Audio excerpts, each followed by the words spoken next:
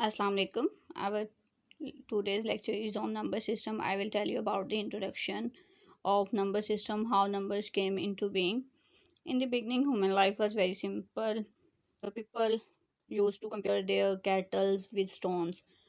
जो चरवाहे थे पुराने ज़माने में वो क्या करते थे, वो अपने जो भी उनके मवेशी होते थे, जो उनकी भेड़ें होती थी, जब उनको वो चराने के लिए लेके जाते थे तो वो क्या करते थे, वो स्टोन्स ले लेते थे, कुछ पाइल्स ऑफ स्टोन लेके उनको कंपेयर करते थे। जब सुबह सुबह लेके जाते थे तो वो उनको वन टू वन उनकी कोरेस्पोंडेंस करते थे कि हर भेड़ के लिए एक स्टोन रख देते थे। इस तरह उनका कंपैरिजन करके जितनी उनकी भेड़ें होती थी उतने वो स्टोन्स मतलब इकट्ठे कर लेते थे। जब वापस उनको लेके आते थे तो उनसे दोबारा कंपेयर करके देखते थे कि क्या उनकी कोई भेड़ मिसिंग तो नहीं है। तो इस तरह उनको पता चलता था, वो काउंटिंग करते थे, क्योंकि तब नंबर सिस्टम का कोई कंसेप्ट नहीं था, तो लोग इसी तरह अपनी चीज़ों को स्टोन से कंपेयर करते थे, अपने जानवरों को स्टोन से काउंट करते थे और देखते थे। बाद में ये हुआ कि around 5000 BC, BC before Christ is refers to the years that's came before the birth of Jesus Christ. मिस्र के लोगों ने जो नंबर सिस्टम बेस्ड 10 का कंसेप्ट दिया, उसमें क्या होता था कि जो नंबर्स थे सिंपली उनको मतलब वन को स्ट्रेट लाइन से वो रिप्रेजेंट करते थे, 1 2 3 4 5 6, इस तरह वो लाइन से नंबर्स को मतलब रिप्रेजेंट करते थे, 1 2 3। और 10 के लिए वो ये वाला सिंबल यूज़ करते थे। इसी तरह 100 के लिए ये सिंबल यूज़ किया जाता था। तो ये जो बेस 10 का सिस्टम था, इसमें क्या होता था कि अगर उन्होंने काउंटिंग लिखनी होती थी, let's suppose if they want to write 13 और 14, दे यूज़, अगर वो उन्होंने 14 लिखना था तो वो क्या करते थे, 14 के लिए अब देखें सबसे पहले 10, ये इसमें होता है कि एडिशन का कंसेप्ट होता है, तो 10 के लिए हम ये वाला सिंबल यूज़ करते हैं, 10 और साथ इसके 4 लाइन्स, तो ये है 14। ठीक है, तो इसमें ये इसका बेसिक कंसेप्ट ये होता है कि 10 + 4, तो 10 के लिए हम ये वाला जो इंटरसेक्शन जिसको हम कहते हैं इंटरसेक्शन का सिंबल यूज़ करते थे, उसके साथ उन्होंने 4 लाइंस लगाई, तो ये 14 बन गया। ठीक है, इसी तरह अगर हम हंड्रेड्स में कोई चीज़ लिखना चाहते हैं तो वो क्या होगा, हंड्रेड्स के लिए अगर मैं राइट करना चाहती हूँ 342, तो हंड्रेड्स के लिए आप देखें 300 हैं, तो मुझे 100 + 100, तो ये 100 300। ठीक है, अब 40 मतलब टेंस में आ गए। ठीक है, तो इसके लिए मुझे ये वाले 4 सिंबल यूज़ करने पड़ेंगे। ठीक हो गया, 40, ये 340, आगे 2 के लिए मैं 2 वर्टिकल लाइंस लगाऊंगी। तो ये उनका नंबर सिस्टम का कंसेप्ट था उस टाइम में, 5000 साल जो पहले जीसस क्राइस्ट की बर्थ से। तो ये जो मिस्र के लोग थे वो इस तरह नंबर्स को काउंट करते थे, बेस टेंस का ये सिस्टम था। उसके बाद ये डिफरेंट मतलब अपनी ज़रूरत के मुताबिक इन नंबर्स को डिफरेंट टाइम यूज़ करके इनको मतलब कैलकुलेशन करते थे। बाद में क्या हुआ कि डिफरेंट जो लोगों ने नए कंसेप्ट दिए, फिर एडवांसमेंट के साथ नेचुरल नंबर सिस्टम डिस्कवर किया गया, जिसमें हमारे पास नंबर बेस 10 के नंबर थे 2 3 4, 1 2 3 4 सो ऑन। ठीक हो गया, तो ये हमारे पास जो नंबर थे ये नेचुरल नंबर सिस्टम थे। फिर कुछ ऐसी इक्वेशंस आई जिनका सोल्यूशन कुछ इस तरह का था कि x प्लस अगर मैं 3 = 3 लिखूं तो इसका सोल्यूशन जो है, जो अगर मैं इसको सॉल्व करूं तो इसका आंसर आता है 0। लेकिन नेचुरल नंबर सिस्टम में ज़ीरो की कोई एग्जिस्टेंस नहीं थी, ज़ीरो एग्जिस्ट ही नहीं करता था। तो फिर हमने इसको एक इसमें डिजिट ज़ीरो डाल के मतलब ज़ीरो का यूज़ करके हमने उसको किसका नाम दे दिया, हमने उसको होल नंबर का नाम दे दिया। मतलब जैसे जैसे ज़रूरत हुई, जैसे जैसे एडवांसमेंट हुई, तो हमने इनमें अपनी ज़रूरत के मुताबिक चीज़ें ऐड करना शुरू कर दी। ठीक हो गया, तो ये जो पहले नेचुरल नंबर थे, फिर हमने उसमें ज़ीरो ऐड किया तो वो होल नंबर बन गए। इसी तरह कुछ ऐसी इक्वेशंस आई जिनका सोल्यूशन कुछ इस तरह से था कि अगर हम ये लिखें, यहाँ पे हमारे पास जो इस साइड पे अगर हमारे पास जो वैल्यू है वो बड़ी आ जाए राइट हैंड की निस्बत, तो फिर हमारा आंसर क्या आता है, x = 2 - 4 which is equal to -2। तो ये -2 जो था ये नेचुरल नंबर में भी नहीं था, होल नंबर में भी नहीं था। तो इससे हमारे पास जो कंसेप्ट आया, उस कंसेप्ट को हमने किसका नाम दिया, हमने उसको इंटीजर्स का नाम दिया, जिसमें ज़ीरो भी शामिल था, प्लस वाले नेचुरल नंबर भी सारे शामिल थे, और हमने एक एडिशनल उसमें चीज़ ऐड की। वो क्या थे, हमारे सारे जो थे नेगेटिव नंबर्स, ठीक है, -2 -1 ज़ीरो प्लस माइनस, ये सारे जो नंबर थे वो हमारे क्या आ गए, इंटीजर्स आ गए। ठीक है, ये इंटीजर्स का कंसेप्ट था। फिर कुछ ऐसी इक्वेशंस आई जिसमें डिवीजन का प्रोसेस आ गया। फॉर एग्जांपल अगर मैं यहाँ पे लिखूँ 2x plus 2x is equal to 3, तो ये ऐसी इक्वेशन है जिसमें बटे की फॉर्म में हमारे पास कुछ वैल्यू आ रही हैं, और जो नेचुरल नंबर्स थे, होल नंबर्स थे या इंटीजर्स थे, उसमें कोई भी फ्रैक्शन वाली वैल्यूज़ नहीं थी। तो ऐसे नंबर जिनको मैं p/q की फॉर्म में लिखती हूँ, उनके लिए मैंने फिर हमें एक और सेट इंट्रोड्यूस करवाना पड़ा, जिसको हमने रैशनल नंबर्स का नाम दे दिया, जो p/q की फॉर्म में आते हैं। उसके बाद ऐसे नंबर आए जो p/q की फॉर्म में नहीं लिखे जाते। फॉर एग्ज़ाम्पल उसके लिए मैं लिखूँगी √2, √3 या इस तरह के पाई जो है, जिनको हम बटे की फॉर्म में, फ्रैक्शंस की फॉर्म में नहीं लिख सकते, उनको हमने किसका नाम दे दिया, हमने उनको इरेशनल नंबर्स का नाम दे दिया। तो इसी तरह ये हमारा जो था नंबर सिस्टम, जैसे जैसे हमारी ज़रूरत हुई, हमने इनको मतलब अपनी ज़रूरत के मुताबिक हमने चीज़ें ऐड की और नंबर सिस्टम हमें मिला। सबसे पहले हमारे पास थे नेचुरल नंबर, जिसमें 1 2 3 का कंसेप्ट था, ठीक है।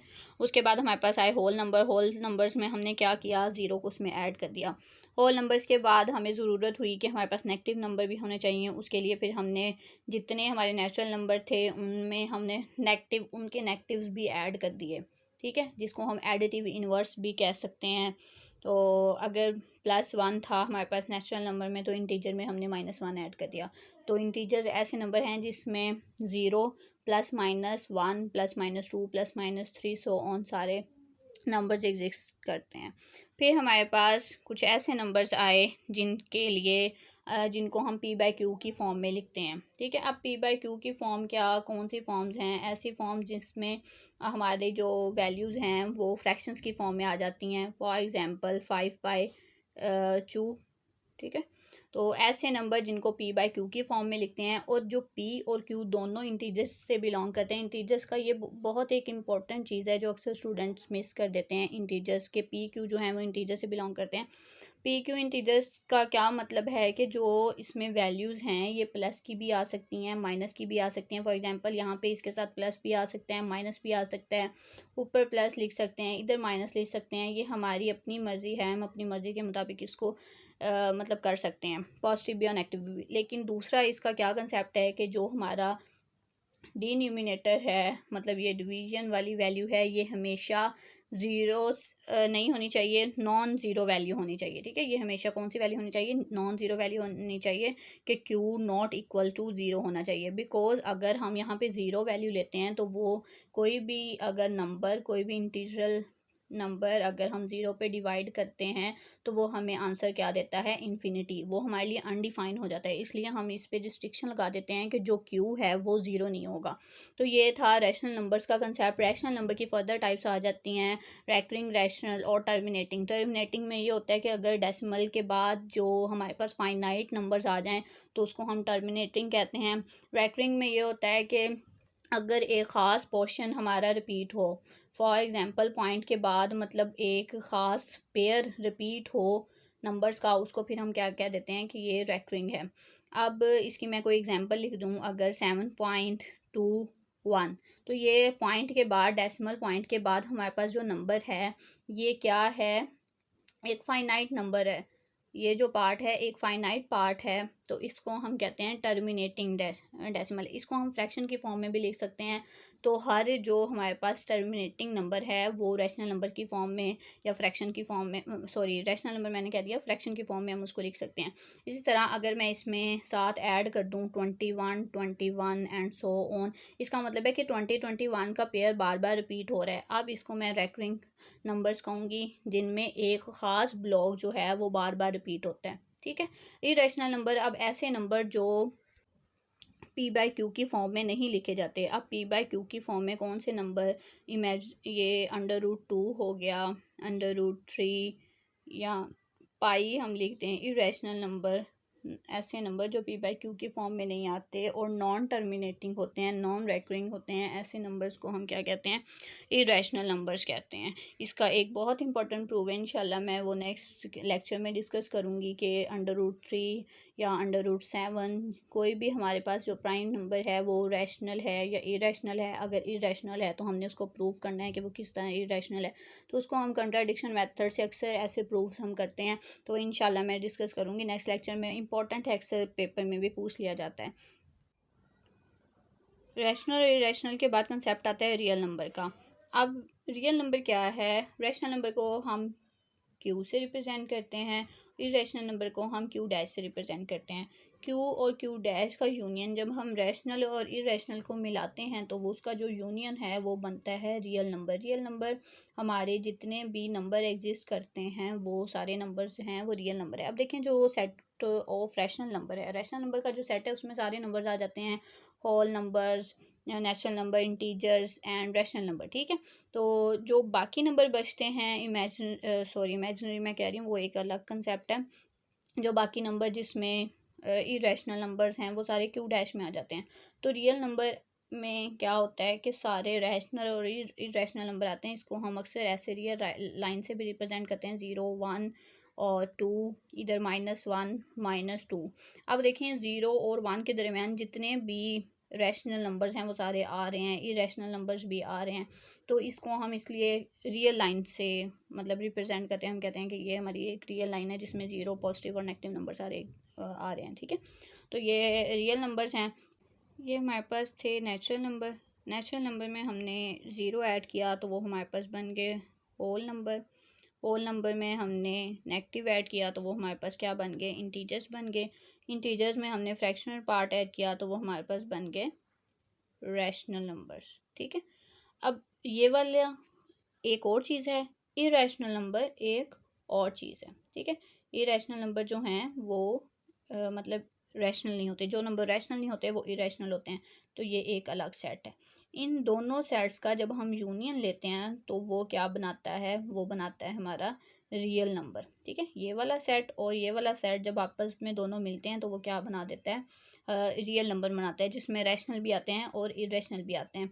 अब वो सारे नंबर जो रैशनल हैं वो इरेशनल नहीं होंगे, जो इरेशनल है वो रैशनल नहीं होंगे, मतलब इनका जो इंटरसेक्शन होता है वो 5 होता है, ठीक हो गया। आई होप कि ये जो रियल नंबर्स हैं इनका आपको कंसेप्ट समझ आ गया होगा कि रियल नंबर बेसिकली होते क्या हैं, रैशनल और इरेशनल का यूनियन होते हैं। इस तरह डिफरेंट एग्जांपल हैं रैशनल की जिसमें पूछा जाता है कि बताएं कि ये रैशनल है या इरेशनल है। अक्सर आपको क्वेश्चन मिलता है कि बताएंगी पाई जो है, पाई जो बेसिकली जिसको हम कहते हैं कि सरकमफेरेंस रेशो जो होती है circumference of circle and length of इस डायमीटर। मतलब कोई भी हमारे पास अगर एक सर्कल है, ये मैं एक सर्कल लेती हूँ, ठीक है, ये इसका सेंटर है, ये इसका रेडियस है, ठीक है। तो डायमीटर क्या होता है, ये पूरा जो है ये डायमीटर है, जिसको डायमीटर को मैं 2r लिखती हूँ, ठीक है। तो ये जो डायमीटर ऑफ सर्कल क्या है वो 2r है, और सर्कमफेरेंस पूरे सर्कल क्या होता है 2πr, ठीक है। तो अगर मैं रेशियो लूँ 2πr की, मतलब इसको मैं अगर लिखूँ 2πr/2r, तो ये जिस इक्वल आएगा पाई के। तो बेसिकली पाई जो है वो क्या होता है, वो रेशो होती है circumference of circle and its diameter, ठीक है।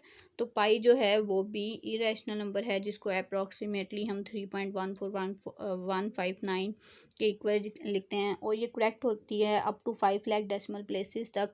ये भी कंप्यूटर की हेल्प से, मतलब साइंटिस्ट ने इनको, मैथमेटिशियन ने इसको 5 लाख डेसिमल प्लेसेस तक इसको मतलब करेक्ट कहा है कि यहाँ तक ये करेक्ट होती है। नॉर्मली हम इसको 22/7 भी फ्रैक्शन में लिख देते हैं, और वैसे ही अगर हमने इसको लिखना हो तो हम 3.14159 या 3.14 सिंपली इसको राइट कर लेते हैं। तो ये हमारा था बेसिक नंबर्स का कंसेप्ट, जिसमें हमने देखा कि नंबर्स क्या होते हैं, उनके नंबर सिस्टम किस तरह डिस्कवर हुआ, मतलब किस तरह वो पहले हमारे पास नेचुरल नंबर थे, फिर होल नंबर आए, फिर हमने इंटीजर्स देखा, फिर इंटीजर्स के बाद हमने देखा कि रैशनल नंबर कौन से नंबर होते हैं, फिर इरेशनल आए, उसके बाद रियल नंबर। इसी तरह मतलब हमने पूरी नंबर सिस्टम की हिस्ट्री देखी। आई होप कि आपको ये सारा समझ आएगा। Thank you so much. Allah हाफिज़।